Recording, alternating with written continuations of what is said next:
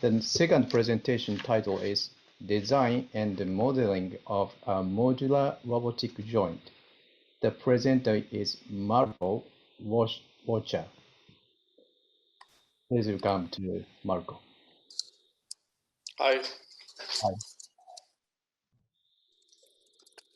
Can I start? Yes, please.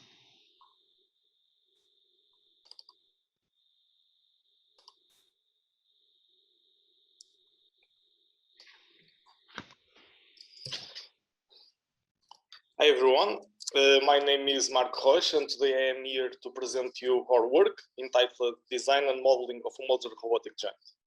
First of all, I want to start by thanking the session chair and all those present here that show interest in our work. To make it easier to follow, this small presentation is divided into 7 parts, more specifically introduction, system concept, implementation of hardware, software and control algorithms, and lastly, results and conclusion. The modular robotic joint, as the name implies, consists of a joint capable of performing its control independently from the rest of the system. And the factor modularity represents the ability of the joint to allow the configuration of complete manipulators in the way that best favors the task that it will perform. As an example, if a given process requires a manipulator with 4 degrees of freedom, it is possible to use 4 modular joints and connect them in the ideal way for that same process. The solution developed here intends to fill the gap in the market, since existing solutions are typically heavy, expensive, and have a fixed structure, which is difficult to modify and which does not promote modularity. Therefore, this work's goal resides in the construction of a modular joint that is low cost, light, easily reconfigurable, able to communicate with other joints, and that has built-in position and speed controllers. Throughout the joint's development, an initial system concept for its functioning was followed. This system has an Encoder microcontroller as its operation center, which receives, through serial communication, commands that identify the type of control to be performed. Consequently, since all the processing takes place in the microcontroller, it receives data from the absolute magnetic encoder that allows it to know the joint speed and position. This way, it runs the control algorithms and communicates with the motor driver, inducing the proper movement. Additionally, in order to guarantee the motor's safe operation within the safety limits, a temperature sensor, a voltage sensor, and a current sensor were also added. Implementation began with the gearbox design. The type of gearbox selected was the compound planetary gearbox, since it is architecture that makes it easier to obtain high reduction ratios in a compact way and without excessively increasing backlash. This architecture is composed by 2 rings, 8 planets and 2 suns, which a sun represents the gearbox input and the ring the gearbox output. We also opted for symmetrical helical gears as they allow a gradual and smooth movement between them. This way we can reduce noise and increase efficiency. As the most relevant aspect to the joint is maximizing torque output, we tried to get the maximum reduction ratio possible while keeping the joint compact and the gears physically rigid. Consequently, it was obtained a reduction ratio around 75.8 to 1. During this joint's modeling, it was also necessary to integrate an encoder and a home position sensor. About the encoder, we selected an absolute magnetic one due to its small geometry, the fact that it is able to be economically accessible and can detect minimal changes in the magnetic field. Given the gearbox output, we couldn't put the encoder directly on the output shaft, so the encoder was fixed on the underside of the upper cover, and the magnet was fixed to a gear that rotates synchronously with output shaft through a unitary ratio of 1 to 1. In addition to the encoder, it was also necessary to incorporate a home position sensor, which serves as a positional reference. This sensor used is an unipolar Hall-effect-based sensor, and in order for this to serve as a positional reference, as you can see in this image, a magnet was placed in the gearbox upper ring, which also represents the output shaft, and the sensor was placed in the joint's outside box, so that we can positionally reference the output shaft relative to the housing that is fixed. As a final product of this hardware development process, it was possible to obtain this joint represented right here, in which we can also compare the project to the final version. The method used for 3D printing was 3D printing, thanks to its accessibility and low cost. The remaining hardware necessary for the joint's correct and safe operation takes care of sensing and actuation. Regarding sensing, in addition to the encoder, we also added a known position sensor. It was also added a temperature sensor, a current sensor, and a voltage sensor. This way, it is possible to monitor these variables and to guarantee that they are safe for the motor. Regarding actuation, a brushed DC motor with permanent magnets was used, given its low cost and its high market availability. Once the hardware was completed and functional, we moved on to software implementation, more specifically communication. The joint receives instructions from the outside that indicate the type of control that must be carried out, or that can also request data about its current state, such as temperature, position, or speed. For this, we use serial communication and RS-485 as a physical layer. The structure developed for communication supports a single master and multiple slaves, in which each joint represents a slave, and the master is a computer that is responsible for controlling a set of joints. According to this structure, only the master initiates communication and the slave simply respond, confirming reception of the command or responding with the requested information about its state. Thus, in order for the master to be able to send commands to the joints, it was developed a Python library with a set of functions that simplify this process. Simply by using one of these functions, it is possible to send a control command to a single joint. In this example of using the library, initially the joint's address and the position reference for the controller are defined, and then the control command for the cascade controller is sent. Here we have the communication 100% functional, and we also could move to the development of the control algorithms. For speed, the PI controller was developed, and it was also added a feed-forward module to reduce response time. An anti-end-up module has also been added to limit integration and ensure that the control's output does not exceed its limits, and the tuning of this controller was made using the IMC method, which implying obtaining the joint's first-order model. For the position, it was developed a PD controller. It was tuned using a second-order vessel prototype, since as a position results from the integration of speed, the system's transfer function changes from first to second order. Finally, a cascade controller was also developed. This controller is composed of a PD and a PI, which led the tuning process to be decomposed in two phases. Initially, the PI controller was individually tuned with the IMC method, and then the PD controller was tuned with the second-order vessel prototype. As the motor dead zone represents a nonlinearity for the system, its effect was minimized by adding a motor dead zone compensation component to the controller. More specifically, knowing the voltage at which the motor leaves the dead zone, it is possible to compensate the controller output so that it operates in the linear zone while it does not reach as a reference. Having this controller ready, the implementation process was completed and allowed us to move forward to obtain the results. The results are divided into architectural and performance results. Regarding the architectural results, we obtained the final weight of 890 grams, a footprint of 100 by 110 by 168 millimeters, and the final cost around 95 euros, which allowed us to conclude that the goals of compactation, low weight, and low cost were met.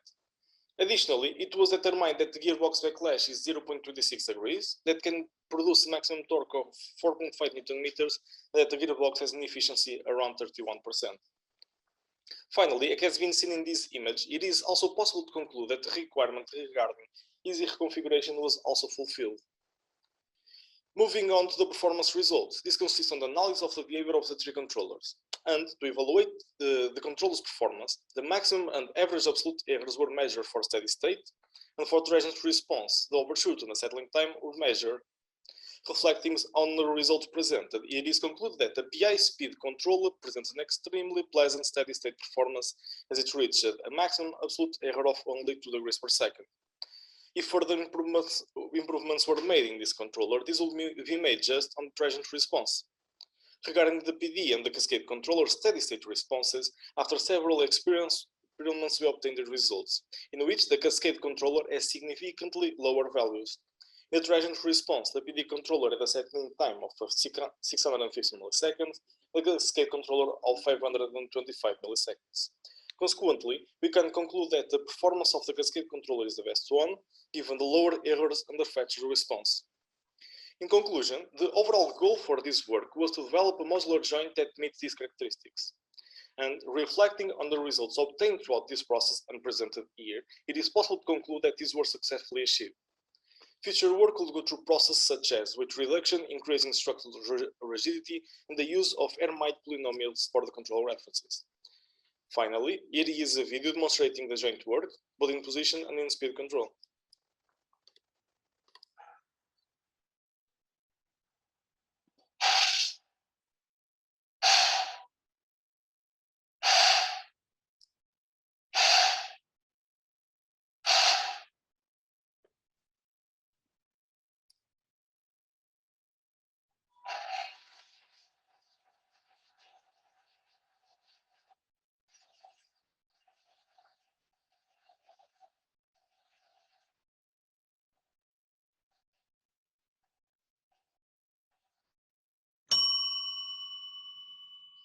I hope you all enjoyed this presentation. Thanks for your time and feel free to make questions. Thanks. Thank you very much for your interesting presentation. Now it's open for the floor for Q&A session. Yes, Clive, please. Oh, hello there. Hi. Yeah, my name is Clive Looking. I'm editor of the Industrial Robot Journal. Very interesting presentation. Thank you. I've got a few queries. One relates to the sort of from a technical nature, because I'm not, though I know of them, I haven't used them personally. You've opted for a magnetic encoder as opposed to an optical one. I was wondering what were the reasons for that, and are there any dangers with a magnetic encoder of it being some errors being introduced by external magnetic sources? We opted for the magnetic encoder instead of the optical encoder due to its small geometry and the fact that it is economically accessible when comparing to an optical one. That's the main reason. We also have the factor that being it's small due to its small geometry, it is easily we can easily put it in the way that we prefer. So I think these were the main aspects that that led us to choose the magnetic one. Being the main one, the cost, because the main goal here was really can enable a modular robotic joint that is low cost, because the ones in the existing market are far from low cost. So that was one factor that we could have the performance that we wanted, and we also were able to keep the cost down. So those were the main reasons. The fact that it is close to the electric motor, from our experiences, the results didn't change being where it is right now. Just if it was right next to the motor, we could have some misreadings, but as is on the project that it is 100 millimeters away, we have no problem, and the results show that. And thank you for your questions. Fine, thank you. If I could also ask, have you any immediate plans for sort of cascading the joints to create a multi-axis system? Yes, initially we are still working a little bit on the joint while we are trying to implement a SCADA robot with this kind of joints. Firstly, we are going to try to make a little bit more of torque out of them, and then we are going to use them to do a complete SCADA robot. Yeah. Very good. Thanks very much. Thank you. Thanks for your questions. Thank you. Thank you. Are there any questions or comments? We have short. We can accept short question. Okay. I have a question. Yes. How is the control performance when the disturbance is added to the tip of the link of the joint? That's actually a good question, and I think that further work will go through investigating more the effects of external disturbances in the joint. Definitely is an aspect that needs more investigation. However, I can give you an overall view. However, I don't have right now specific and completely clear results showing the differences. Or primary tests show that the cascade controller, to a certain point, doesn't see any difference having a small load in the having a small load of 250 grams and also 250 grams, 300 grams at 300 millimeters. However, I don't have clear and written results right here to show you. I don't have it right now. Don't have them right now. Okay. Okay. Thank you very much. Thank you.